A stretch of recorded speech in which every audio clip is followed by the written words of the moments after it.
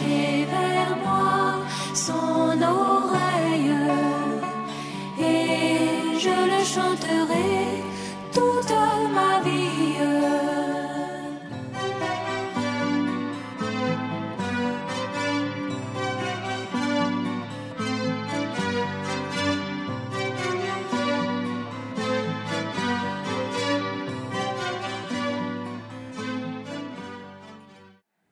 Alléluia.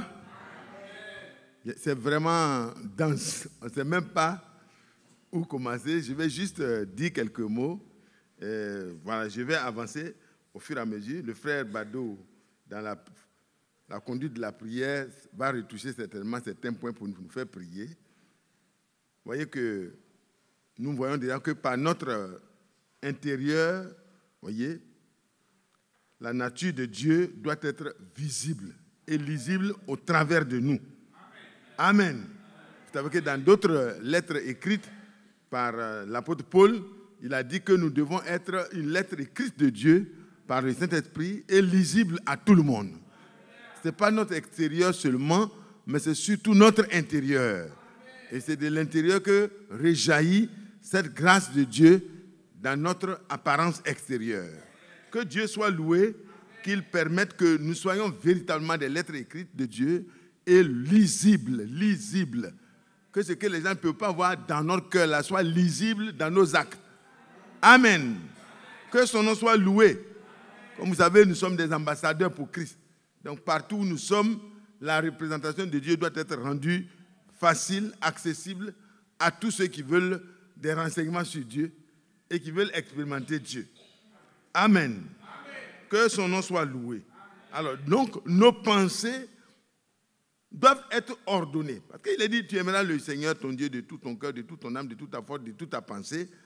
Mais vous voyez que le frère a fait ressortir l'aspect de la pensée surtout. Parce que la pensée, c'est la porte d'entrée. Et c'est là qu'il est écrit que le frère Branham a prêché la plus grande bataille jamais livrée. Vous voyez, nos yeux, nos oreilles, tout ça, c'est bien. Ça nous permet d'entrer en contact. Mais c'est là que le diable commence le plus grand qu'on peut s'installer. Et donc, nous ne devons pas laisser nos pensées être occupées par des choses qui ne sont pas bonnes. Amen. Alléluia. Amen. Cela, je vous demande de lire dans Philippiens 4. Vous voyez, ce que l'homme de Dieu... voilà, nous allons lire à partir du verset 8, non? Voilà. Au reste, frères, que tout ce qui est vrai, c'est-à-dire le chrétien, il doit penser toujours, pas penser positif. Les gens parlent de pensée positive, mais ils ne pensent pas la parole de Dieu. Ils ne pensent pas la parole de Dieu, ce n'est pas positif. C'est positif dans ton milieu, mais ça ne doit pas s'arrêter à la pensée positive selon les hommes. Et même les mystiques parlent de pensée positive.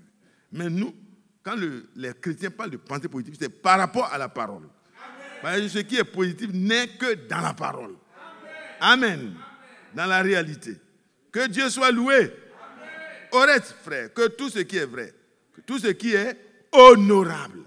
Donc le chrétien doit être dans ce qui est vrai. Quand c'est faux, on ne doit pas trouver le chrétien dedans. Vous ne pouvez pas défendre ce qui est faux en tant que chrétien. Parce que vous êtes une autre création. Votre être intérieur a été changé. Et votre bouche aussi est contrôlée par l'intérieur. Amen. Alléluia.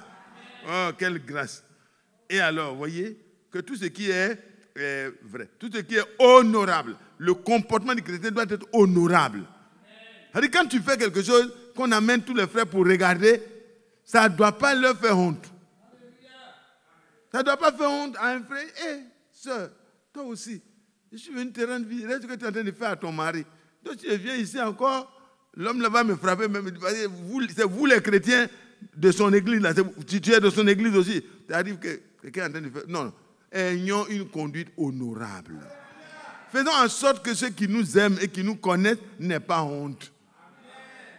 Quand c'est honorable, tu arrives dans le lycée là-bas, tu demandes d'après le professeur. On dit, ah oui, vous êtes le frère du professeur Fico.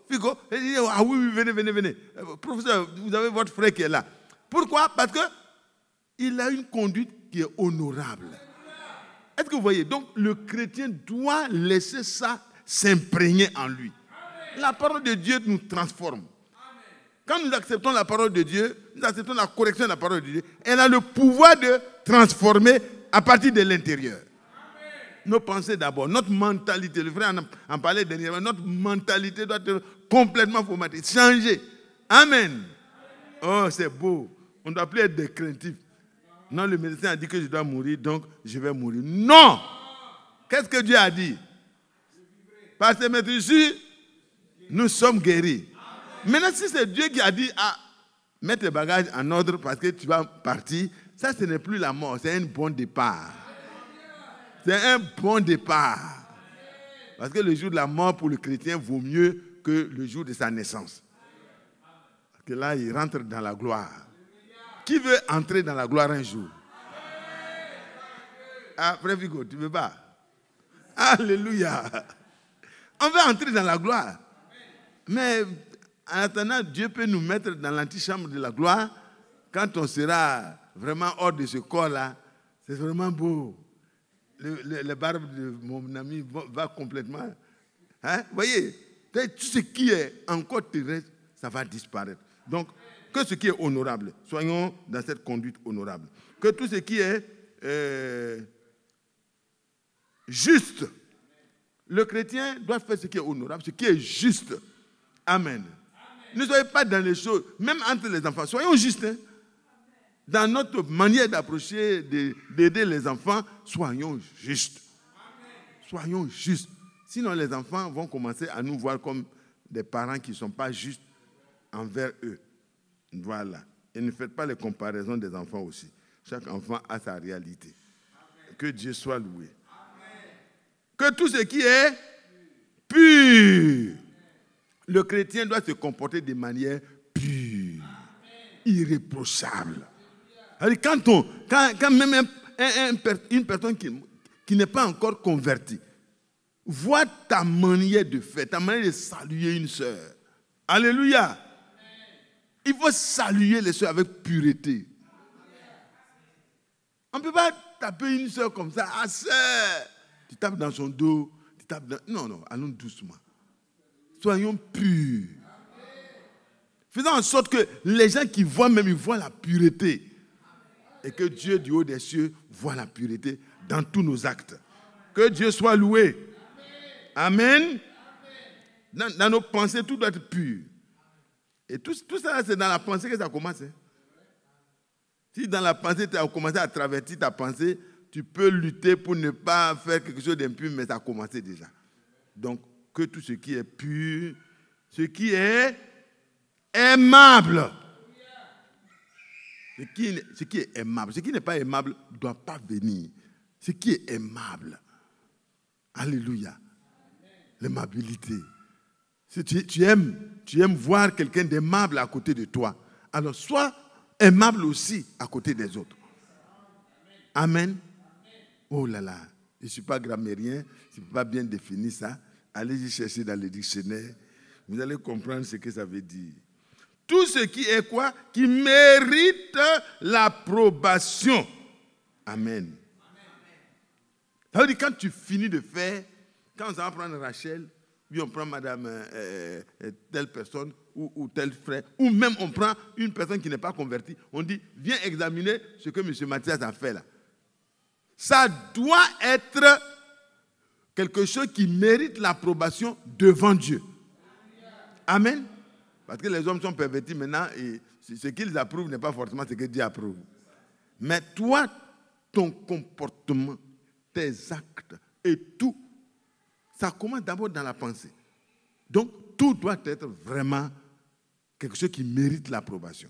Vous savez que Dieu connaît nos pensées avant que ça soit exprimé en acte ou en parole.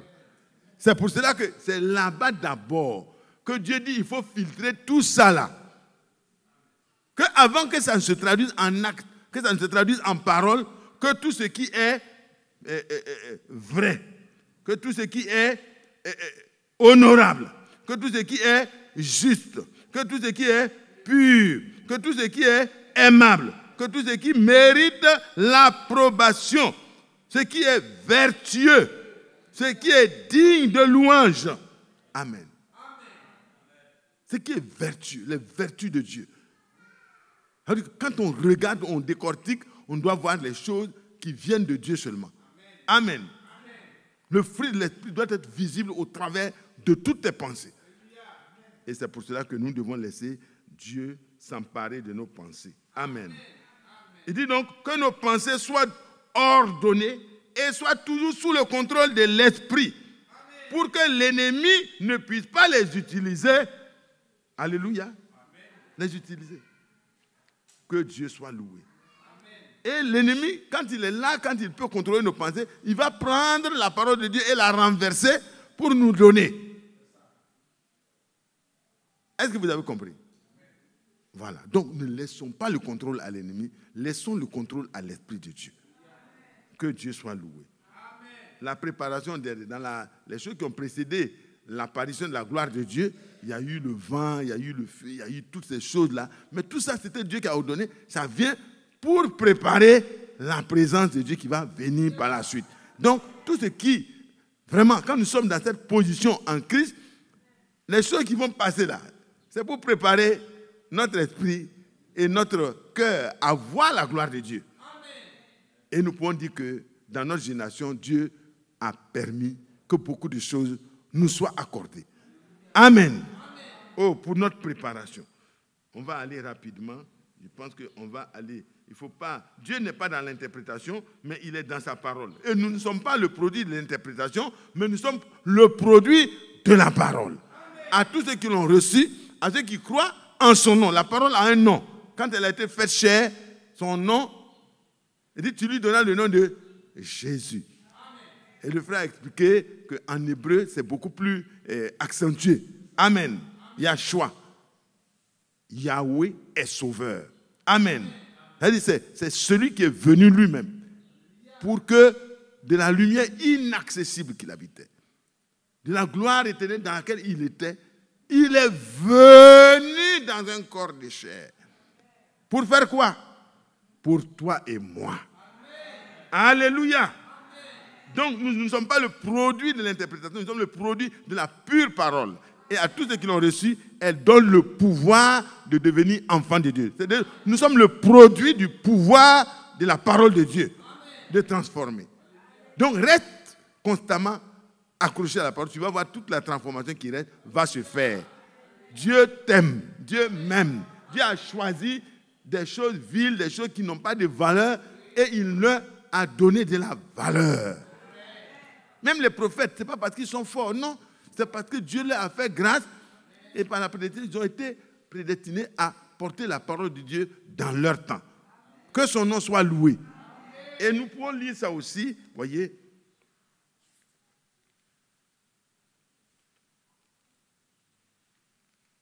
Dieu, voyez, comme un homme, est venu comme un homme. Amen. Dieu est venu comme un homme et il voulait nous insérer. Nous insérer. Amen. Le désir de Dieu, c'était de nous insérer dans son plan. Nous insérer dans sa vision. Nous insérer dans ce qu'il est. Parce qu'il nous connaissait d'avance. Que Dieu soit loué. Nous a insérés en Christ. Quand nous sommes nés en Christ, quand nous sommes nés de Dieu, quand nous sommes en Christ, nous sommes une nouvelle créature, quelque chose que Dieu a créé nouveau par le moyen de sa parole. Parce qu'on ne rentre pas dans le Seigneur par une appartenance à un groupe religieux, non. C'est par la naissance au moyen de la parole et de l'esprit. Donc Dieu nous a ainsi insérés. Et la fin de cette insertion sera quoi? La transfiguration, la transmutation. Exactement comme le Seigneur a quitté son trône de gloire, a quitté sa gloire céleste pour venir dans l'humanité. Nous pouvons lire ça dans Luc rapidement. Vous avez suivi. Donc, il n'y a pas quelque chose de nouveau à vous montrer. La naissance du Seigneur Jésus-Christ.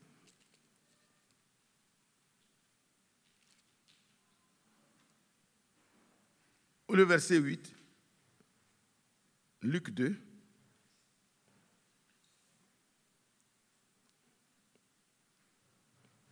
Prenons le verset 6 d'abord. Pendant qu'ils étaient là, le temps où Marie devait accoucher arriva. Et il enfanta son fils premier-né. Il l'emmaillota et le coucha dans une crèche, parce qu'il n'y avait pas de place pour eux dans l'hôtellerie. Et ça, c'est toute une prédication. Parce que le roi qui a tout créé, le créateur du ciel et de la terre, il vient sur la terre, dans sa terre qu'il a créée. Et les hommes y ont fait des petites républiques, et dans la petite république, et chacun a fait son petit royaume, et chacun a construit des hôtels, et tout. Et lui, il vient, il n'y a pas de place dans l'hôtellerie pour qu'il puisse se coucher. C'est parmi les animaux. Mais le frère Bado le disait la dernière fois, c'est parce que je pense que c'est le frère Bado. C'est parce qu'il est l'agneau de Dieu. Alors, il ne devait pas venir dans les endroits qui ne sont pas destinés aux agneaux. Alors, il est descendu comme l'agneau de Dieu. Ceux qui voulaient le voir de la manière biblique ne pouvaient pas le trouver dans les hôtels. Il fallait le trouver là où la parole de Dieu qu'il se trouverait. Que Dieu soit loué. Et ça, c'est vraiment beau. Pourquoi le roi de gloire, le roi des rois, est venu dans une mangeoire d'animal? C'est parce que toi et moi, nous avons du prix à ses yeux. Il devait prendre un corps de chair pour te ressembler, pour me ressembler, pour ressentir nos faiblesses, nos difficultés, mais lui n'a jamais péché. De telle sorte qu'en tant que l'agneau éprouvé est trouvé parfait pendant tous les jours de son séjour sur la terre, alors il peut prendre la place de chacun de nous les coupables et verser son sang, racheter les perdus et quoi? Les transformer pour les amener à la transfiguration finale. Ça vous va? Ça vous convient? C'est pour ça qu'il est descendu. Il a été emmailloté. Continuons. Emmailloté, il était couché là, dans la crèche. Pendant que les autres étaient dans les grandes cliniques. Ils sont nés, on les met sur des berceaux. Les berceaux balancent comme ça. Et puis le ventilateur ou bien le climatiseur, pour les plus nantis, ça balance. Et puis la clinique, c'est ciré. Quand tu t'approches, non, même la poussière est essuyée chaque matin. Mais lui, il dort au milieu des excréments. Tout cela à cause de toi et moi. Les mages n'étaient pas à la recherche de Jésus dans les grands endroits. Hein. Ils ont cherché. Et l'ange, vous voyez, l'étoile les a conduites tout droit, dépasser les palais, dépasser les grands hôtels, dépasser les immeubles, jusqu'à là où les animaux venaient dormir. Ils s'en vont manger, ils reviennent dormir. Quand ils dorment là, ils font beaucoup de déchets, beaucoup de trucs. Voilà. Ils n'ont pas de WC. Donc, c'est là, où les animaux déposent les excréments partout là. C'est là que le Seigneur est né. Quel amour. Et il avait un objectif. Et Dieu va se révéler aux bergers. Il y avait dans cette contrée des bergers qui passaient dans les champs, qui paissaient dans les champs. Ils faisaient manger leurs animaux dans les champs. Le frère Bado est très bien placé dans ça, parce que c'est un bon berger.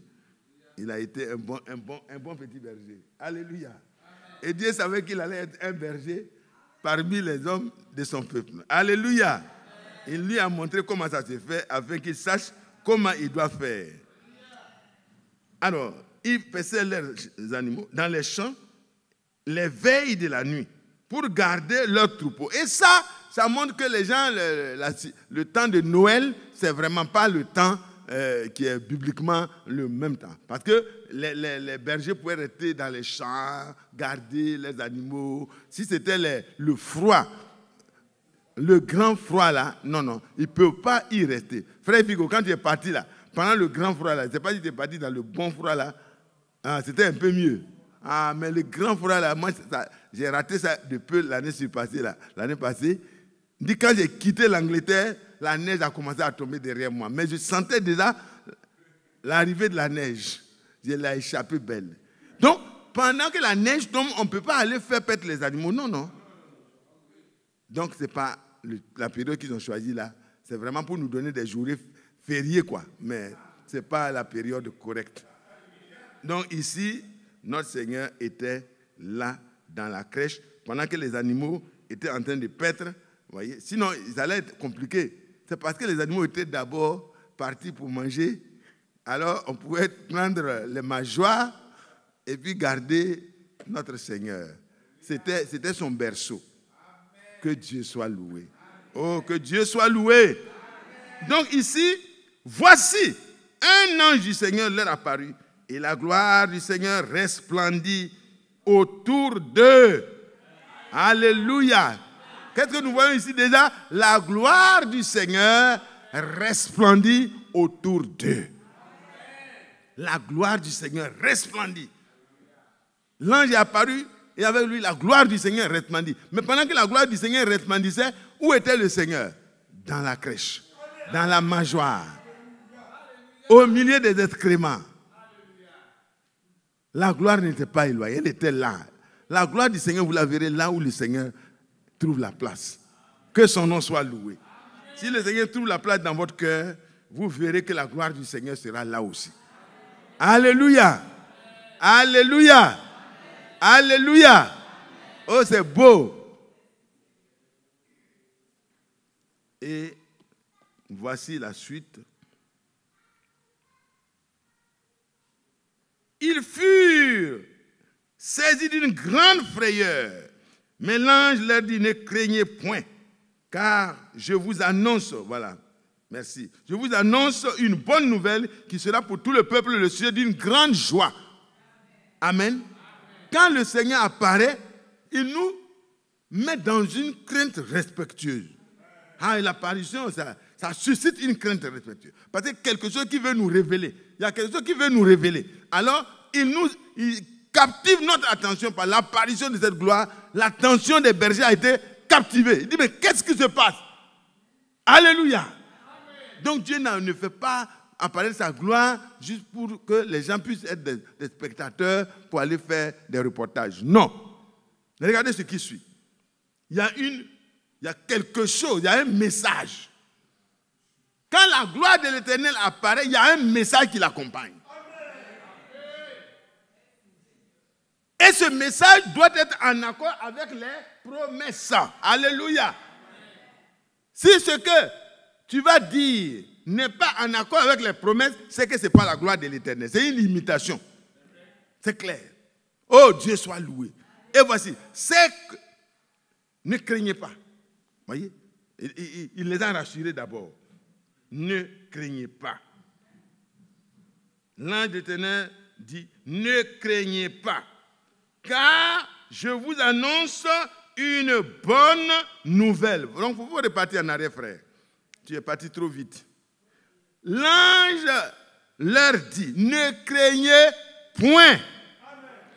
Jamais, jamais. Quand le Seigneur nous apparaît, ce n'est pas pour notre mal.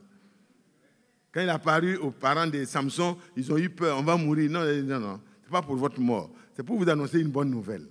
Quelque chose de bon va se passer. Donc, car je vous annonce une bonne nouvelle qui sera pour tout le peuple le sujet d'une grande joie. Amen. Et nous aussi, le message de la fin des temps que nous avons reçu va s'achever d'une manière très glorieuse. Ah oui, frère. C'est qu'aujourd'hui, dans la ville de David, c'est-à-dire à Bethléem, dans la ville de David, il vous est né un sauveur qui est le Christ, le Seigneur. Alléluia. L'identité de celui qui était couché dans la crèche là devait être révélée.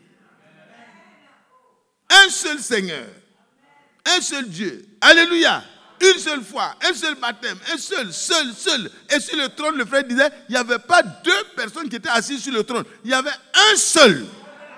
Et tous les prophètes ont toujours vu le seul vrai Dieu. Et c'est ce seul vrai Dieu-là qui est venu et qui est né dans la mangeoire. Et la gloire de l'Éternel resplendit. Oh, que Dieu soit loué. Que Dieu soit loué. Continue, mon frère. Et voici à quel signe vous le reconnaîtrez. Vous trouverez un enfant emmailloté et couché dans une crèche. Alléluia. Et soudain, se joignit à l'ange une multitude de l'armée céleste, louant Dieu et disant. Ça nous intéresse. Continuons. Gloire à Dieu dans les lieux très hauts et paix sur la terre aux hommes que Dieu a agréés. Amen. Aux hommes qu'il a agréés. Qui croit qu'il a été agréé de Dieu? Amenez Romains 8. Romains 8. Bon, écoutez. Et lorsque les anges les eurent quittés pour retourner au ciel, les bergers, les anges ont fini d'annoncer le message. C'est des messagers de Dieu qui travaillent pour notre salut. Travaillent avec Dieu sur notre salut. Donc ils ont donné le message. Ils sont repartis. Comme Frère Branham a donné le message, il est reparti. Frère Franck a donné l'enseignement, il est reparti. Mais qu'est-ce que nous devons faire? Frère Bado. Quand le message est transmis, qu'est-ce que Dieu attend de nous? Le respect envers ce qui a été donné et l'application, c'est-à-dire se mettre en mouvement pour faire ce que Dieu a dit. Alors, quand ils ont été quittés, les bergers se dirent les uns aux autres. Et ceux qui craignent l'Éternel se parlèrent les uns aux autres. Alléluia! Ils ne banalisent pas ce que Dieu fait. Ils mettent au sérieux, ils prennent au sérieux. Parce qu'eux-mêmes veulent voir encore la gloire de Dieu dans leur vie. Dieu ne continuera pas à se révéler à celui qui méprise les premiers pas de sa révélation. Et ici, allons jusqu'à Bethléem. Parce que le message a dit à Bethléem, dans la ville de David. Allons donc à Bethléem. Pas à Jérusalem. Pas allons à telle ville, non. Allons à Bethléem. Et voyons ce qui est arrivé. Ce que le Seigneur nous a fait connaître. Alléluia. Alléluia. En 1933, le Seigneur apparaît dans la gloire et il parle. Dans cette grande lumière, tout le monde est tombé, la plupart sont tombés, évanouis parce que c'était la gloire de l'Éternel. La gloire du Seigneur est apparue. Et dans cette colonne-là, la voix s'est faite entendre. Et de même que Jean-Baptiste fut envoyé comme précurseur de ma première venue, tu es envoyé avec un message, avec le message qui sera précurseur de ma seconde venue, de ma venue. Quand je vais venir pour chercher mon peuple, mes élus là, c'est ce message-là qui est le moyen de leur préparation. De la même manière que pour préparer Esther, il a fallu que le roi Assyrus mette lui-même à la disposition de la reine ce qu'il fallait pour sa préparation. Et vous voyez que le message n'est pas caché. Le message est donné pour toutes les femmes qui veulent se préparer. Mais en réalité, l'élu se prépare selon le conseil, alléluia, oh là là, de celui qui est placé pour nous donner le conseil. L'Esprit de Dieu au travers de Frère Branham, au travers de Frère Franck, ce n'est pas eux-mêmes, mais l'Esprit de Dieu au travers d'eux a donné la révélation pour que les choses qui étaient cachées dans tous les siècles passés soient révélées. Alléluia. Dans la maison de David, je vous révèle qu'il vous est né celui que tout le peuple d'Israël attendait depuis longtemps, le Christ, le Sauveur. L'étoile que David a vue, voyez, il a vu, c'est Balaam, il a vu une grande étoile qui s'élève là-bas. Alléluia. Et chose, Jacob, dans la bénédiction, il a vu le Shiloh. Alléluia. Et tout ce qui a été vu par les prophètes concernant le salut, le Sauveur, celui qui devait venir pour délivrer Israël. Ce jour-là, les anges simplifient la vie. Ils disent, voici, il est couché dans une crèche à Bethléem, là où il y a les brebis et les animaux qui paissent. Tout ce qu'on attendait là, ça venait de s'accomplir. Et les gens continuaient à l'église en train de lire les choses de manière quoi? Comment on appelle? De manière habituelle.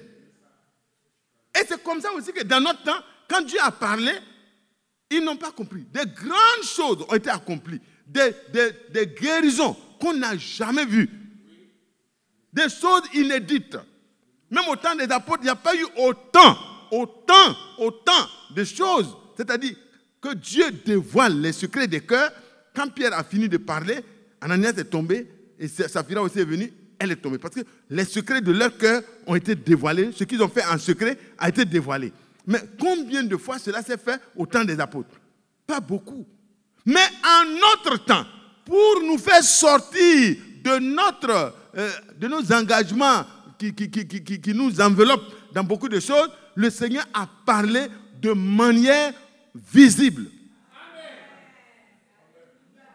Il pouvait voir, regardez, dans la vie de toi, tu t'appelles Edwige, tu es couturière, voici ce que tu as comme difficulté, comme pensée, mais ne pense plus à ça. Le Seigneur t'a exaucé. Réponds. Alléluia.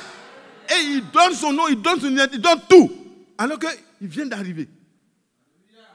Et le Seigneur pouvait des milliers de fois répéter la même chose sans jamais qu'il y ait une seule erreur. Pourquoi Dieu a fait ça? C'est pour attirer l'attention de tout le peuple, pour que l'église épouse sorte de tout cela et se prépare sur la base du message qui va suivre. Parce que les miracles qui se faisaient, c'était juste pour attirer notre attention que la gloire de Dieu est là, il y a un message qui va sortir. Ne soyons pas des gens qui courent derrière les miracles. Les miracles doivent courir derrière nous. Mais il faut d'abord accepter que la gloire de l'Éternel vient ici pour révéler la présence de l'Éternel. Que Dieu soit loué. Alors ils sont partis. Et il dit, allons jusqu'à Bethléem et voyons ce qui est arrivé, ce que le Seigneur nous a fait connaître. Donc le Seigneur nous a fait connaître des choses que les autres n'ont pas vues. Que Dieu soit loué. Les scribes continuent à écrire. Les sacrificateurs continuent à faire les sacrifices.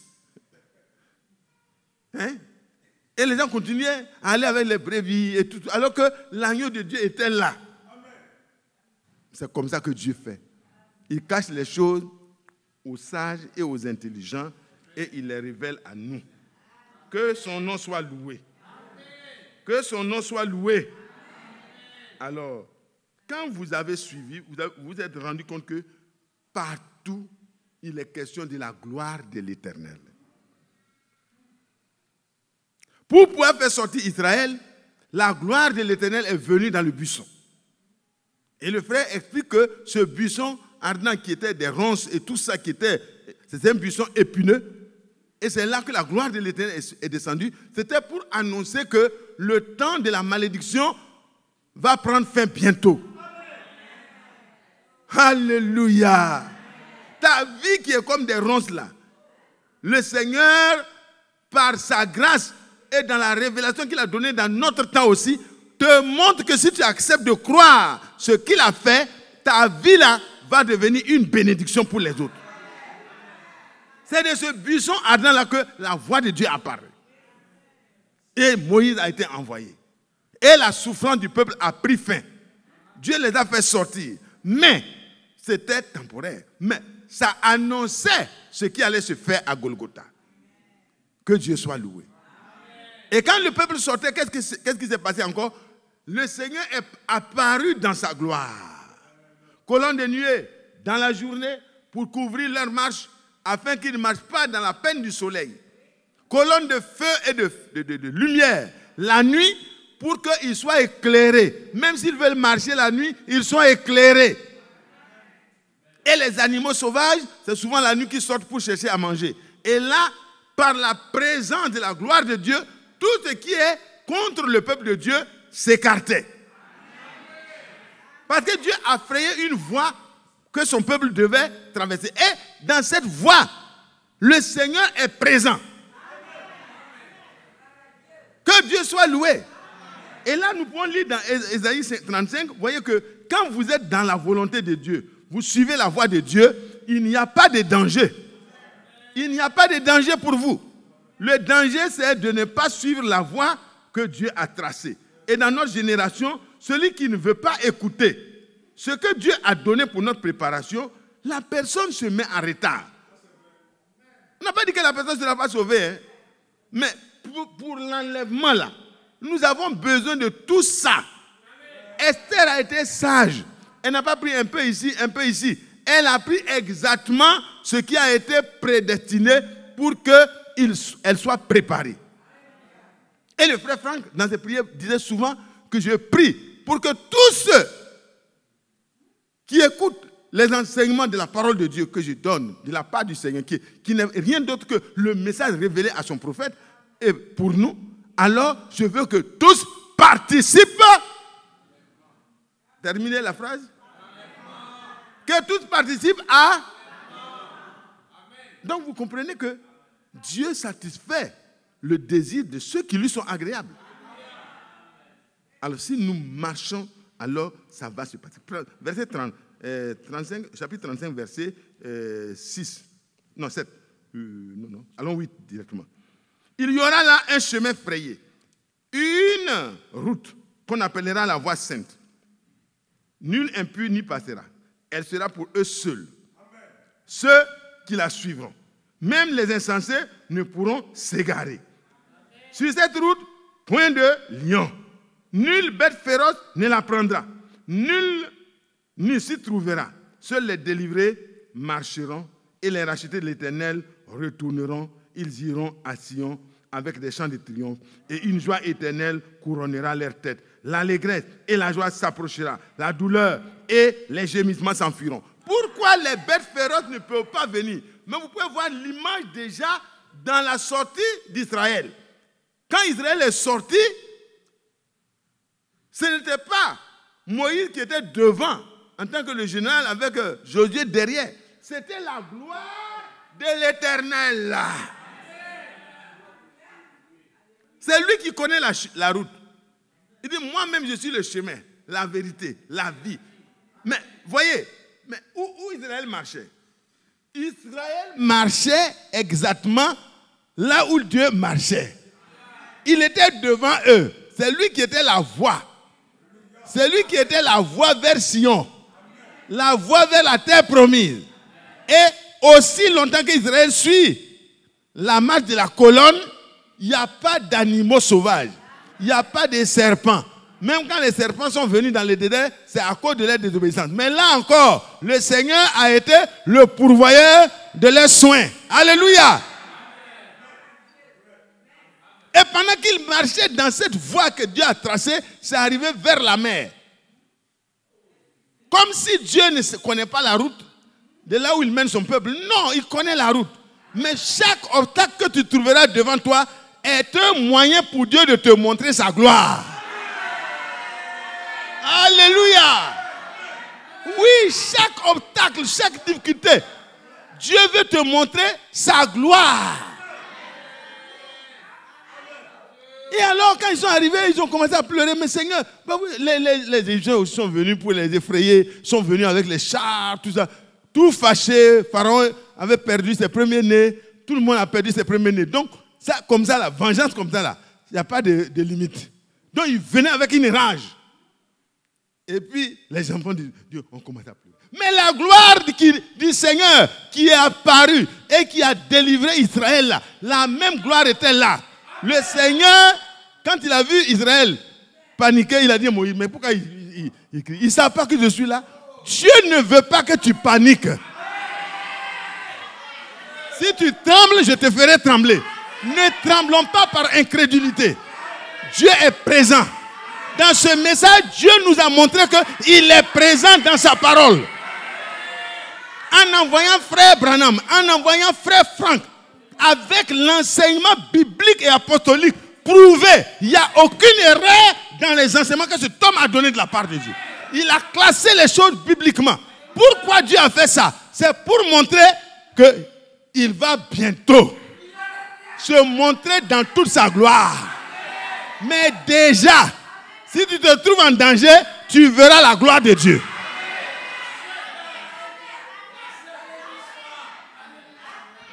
Est-ce que le Seigneur est ton rempart? Il est ta forteresse. Il est ton bouclier. Qu'est-ce que le Seigneur a fait? La colonne de nuit s'est déportée pour venir se mettre entre Israël et Égypte. Le feu, la puissance de Dieu. Les chars ne pouvaient pas traverser. Rien ne peut t'atteindre. Est-ce que vous comprenez? Ce n'est pas l'enthousiasme, c'est la vérité. Ne crains rien, car je suis avec toi. Tu peux ne pas le voir, mais il est là. Mais tu verras sa gloire pour que tu saches qu'il est là. Que Dieu soit loué. On doit partir à la maison sans crainte. Chacun doit aller aborder son problème avec triomphe. Dis-toi, tu voulais me barrer le chemin. Tu voulais me barrer le chemin. Mais j'ai entendu Dieu. Alors, quitte si tu ne veux pas des problèmes. Alléluia. Et Moïse a reçu l'ordre encore. Quand Dieu est là, il parle. Et quand Dieu parle, il parle par sa parole. Il dit Moïse, Moïse. Sur cette voie-là, il n'y a pas de danger. Parce que je suis là. Tends ton bâton. Et fends l'eau. Moïse a tendu le bâton. Et Dieu a confirmé sa parole. Et l'eau a été ouverte. Et un pont plus joli que le 4e pont. Alléluia. Que Dieu soit loué. Les gens ont dépensé beaucoup d'argent, ils ont déguerpi beaucoup. Dieu n'a pas déguerpi quoi que ce soit. Il a dit aux animaux, allez-y de côté, allez-y de côté. Mon peuple est en train de passer. Après leur passage, je vais enlever le pont. Alléluia. Alléluia. Et Dieu a dressé un grand pont de sable. Parce que la mer, il y a des profondeurs qui vont jusqu'à 1 km. Hein. Tu ne peux pas rentrer dedans puis ressortir. Hein. Mais Dieu a pourvu. Et quand même les plus faibles sont sortis, alors Dieu a enlevé la barrière. Il est allé en avant pour accueillir son peuple. Alléluia. Pour marcher avec son peuple. Et les autres ont pensé que le chemin est libre. Le chemin n'est pas pour les impurs. Nul impur ne marchera dessus. Ce chemin est pour uniquement les racheter. Quand ils sont venus, ils ont été engloutis. Et les archéologues ont trouvé les restes de cette grande armée qui a été anéantie dans la mer Rouge. Pour prouver que tout ce que Dieu dit est vrai. Si tu ne crois pas, tu n'arrêteras pas la véracité, les promesses de Dieu. Ça s'accomplira. Sans toi. Le général romain, le général israélien, tu as dit non. Est-ce que même Dieu va ouvrir une fenêtre du ciel? On ne pourra pas avoir la surabondance pendant qu'on mange les enfants. Non, ce n'est pas possible. Ce n'est pas possible, Élisée. Sois raisonnable. Tu sais que tu es un grand prophète de Dieu. Mais ce que tu dis là, ce n'est pas raisonnable. Mais Dieu n'est pas dans la raison. Dieu est créateur. Il dit, tu le verras, mais tu n'en mangeras pas. Ne faites pas ça. Croyez Dieu, afin que vous puissiez participer à sa gloire. Quand ils sont sortis, il y a eu un problème d'eau. Dieu a été le rocher pour leur donner de l'eau à boire. L'eau a été amenée du rocher le plus dur pour leur donner l'eau la plus bonne, la plus fraîche, la plus raffinée. Ce n'est pas un rocher poreux. Que Dieu soit loué. Quand ils avaient faim, Dieu les nourrissait chaque matin. Et les calculs qui ont été faits, c'est des milliers de tonnes par jour. Et chacun qui peut manger 2 plats, tu peux manger les 2 plats. Mais on ne garde pas pour demain. Alléluia. Parce que demain matin, Dieu donnera encore. À chaque jour, suffit sa peine. Même si tu n'as pas pu faire des épargnes, Sache que Dieu a épargné pour toi. Maintenant, si tu peux épargner, il faut épargner. Ça, je ne dis pas de ne pas épargner. Que Dieu soit loué. Que Dieu soit loué. Frère Bado, nous, on n'a pas beaucoup d'épargne, mais on a l'épargne de Dieu. Vous n'avez pas beaucoup d'épargne, mais vous avez l'épargne de Dieu. Chaque matin, il mangeait. Un jour, il dit, il veut faire un festin. Au lieu d'aller demander, Seigneur, on a mangé beaucoup la manne que personne sur la terre n'a jamais mangé. Maintenant, on veut manger de la viande. C'est tout. C'est tout. On n'a pas besoin de murmurer. Frère, arrêtez de murmurer. Seigneur, ça fait longtemps, je ne suis pas marié. Ça fait longtemps que je n'ai pas d'enfant. Ça fait longtemps. Seigneur, tu ne me vois pas. Je suis en train de vieillir. Tu es plus vieille que notre maman Sarah. Mémé Sarah avait 89 ans. Les seins qui sont descendus, devenus fades là, ça a rebondi. Alléluia. Et ça a pu allaiter Isaac. Ce n'est pas allaitement artificiel, allaitement maternel. Parce que Dieu est capable de créer là où tout est mort.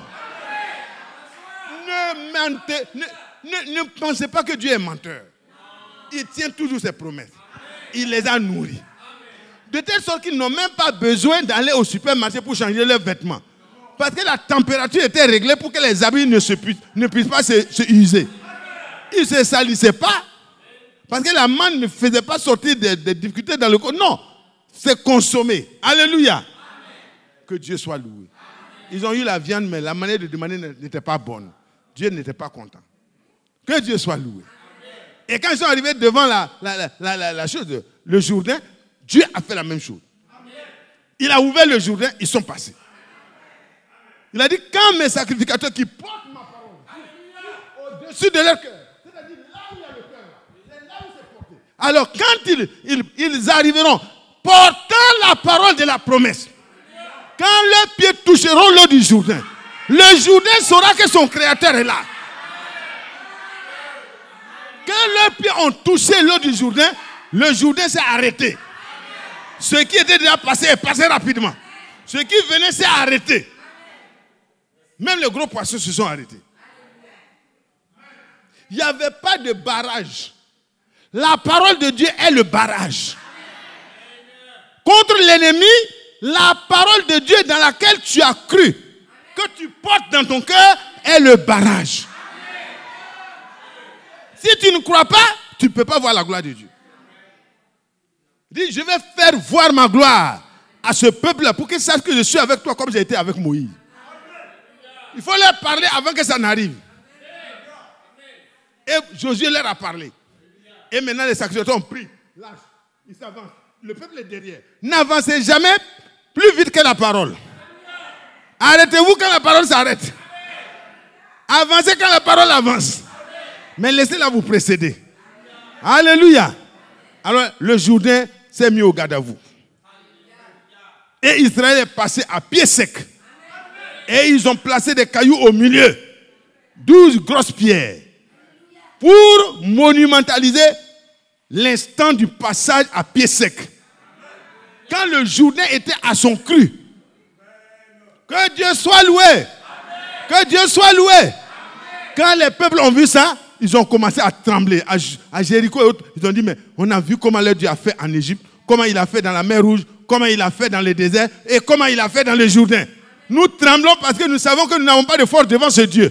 Le diable tremble devant toi. Parce que le diable sait qu'il n'a pas de force devant ton Dieu. Devant mon Dieu. Nous ne sommes rien. Nous sommes des misérables, exécrables. Autrefois des criminels, des prostituées, des menteurs, des rancuniers, des personnes qui étaient destinées à la mort. Mais le Seigneur est venu dans un corps semblable au corps de notre chute pour nous relever et nous amener à sa gloire.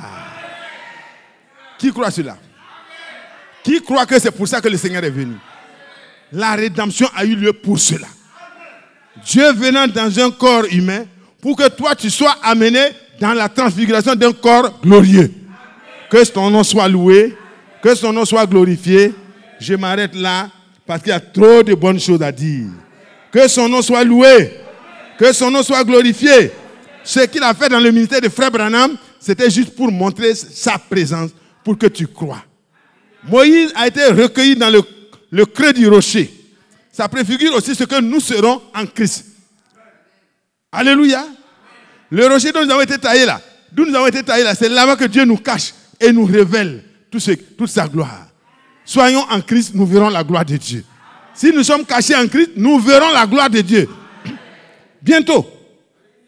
Et chaque jour. Que son nom soit loué. Que son nom soit loué. Les rachetés de l'Éternel retourneront à Sion avec des chants de triomphe et une joie éternelle couronnera leur tête. L'allégresse et la joie s'approcheront, la douleur et les gémissements s'enfuiront. Qui croit que cela est vrai? Non, je ne vous vois pas. Qui croit que toutes ces douleurs vont s'enfuir? Les gémissements. Qui croit que ça va prendre fin maintenant? Je veux que vous levez la main. Je veux que vous leviez. Je veux que vous manifestiez comme les bergers. Les bergers étaient joyeux avec les anges. Tu as été racheté. Le Seigneur a apparu sur la terre. Vous voyez les apparitions que Dieu a montrées. Il a montré progressivement. Il est finalement apparu lui-même. Il viendra lui-même et vous sauvera.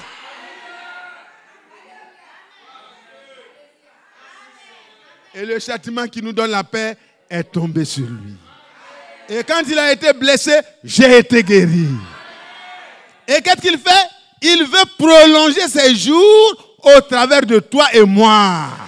Pour que les hommes voient le salut au travers de toi. Qui croit que Dieu peut le faire? Frère Bado, je te laisse la chair. La gloire de Dieu. La gloire de Dieu ne veut pas être dans le temple de Jérusalem seulement. Ça ne veut pas être dans le temple, dans l'arche de l'alliance seulement. Ça ne veut pas être angélique. La gloire de Dieu veut apparaître au travers de ta vie. Et c'est sa parole qui précède cela. Que Dieu soit loué. Croyons, écoutons, expérimentons, prions, réécoutons, relisons et croyons. Et nous verrons, nous aussi, la gloire de Dieu.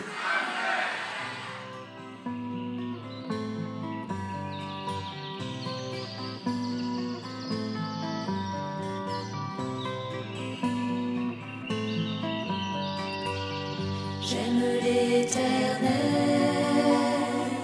car il entend ma voix. Il a penché vers moi son oreille.